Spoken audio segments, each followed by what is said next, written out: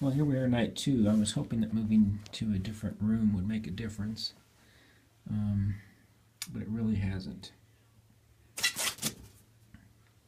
He's spent more time in timeout because of little incidents like that than he has out of the box.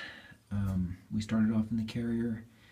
Things were okay. They did start nipping in the carrier. By they, I mean he. She is being very patient with him, and she hasn't really attacked him back. He did start a pretty good scuffle at one point, and that might have escalated if I hadn't have stepped in. And I think that's probably, as long as she can get away, she does. But I haven't seen any positive interactions from them tonight in this area. Now, when I came downstairs this morning, she was sitting next to his pen, and that's not necessarily a good thing or a bad thing. Sometimes that's a territorial display. By the way, their litter box habits have been atrocious, which is to be expected in a situation like this. He peed on the floor. There's poop everywhere, but that's why we can't really say that her being at the fence line was a positive thing. Sometimes that's a negative thing. I took it as a positive thing this morning, but putting them back together this evening, hard to say. So, I don't know, I've been thinking about it today. We'll keep going with this and see if we get any improvements or if it just stays like this. You really have nothing to lose here. I mean, I had a couple that were having problems, dominance problems. It wasn't even really that. It was just the girl was just pissy and always attacking the boy. They continued to work with that pair for months, and by months I mean 4 months. And now they're a pair together.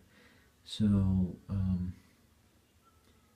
considering the situation, I guess if it was me, I would give it more time. I would keep doing these bondings and working with them. But I really got to say that separating them at night, I don't think is the way to go.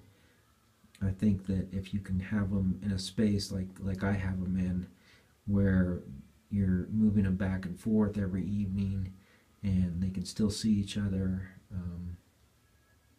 I think that's going to help rather than hurt.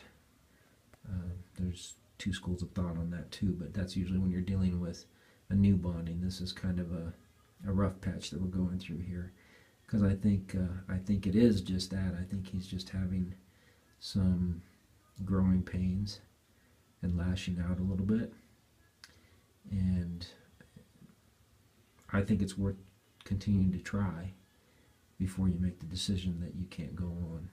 But I understand either way, so we'll see how tomorrow night goes.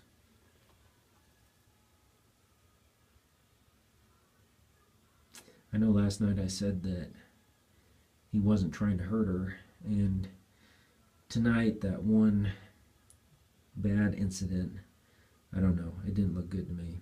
So I'm just going to keep my eye out for more of those. If we have a whole bunch of those, then maybe we're going down the wrong path. But for the most part, the rest of them this evening, he nips at her, she walks away or runs away, as you saw, and it's over. He doesn't chase her. So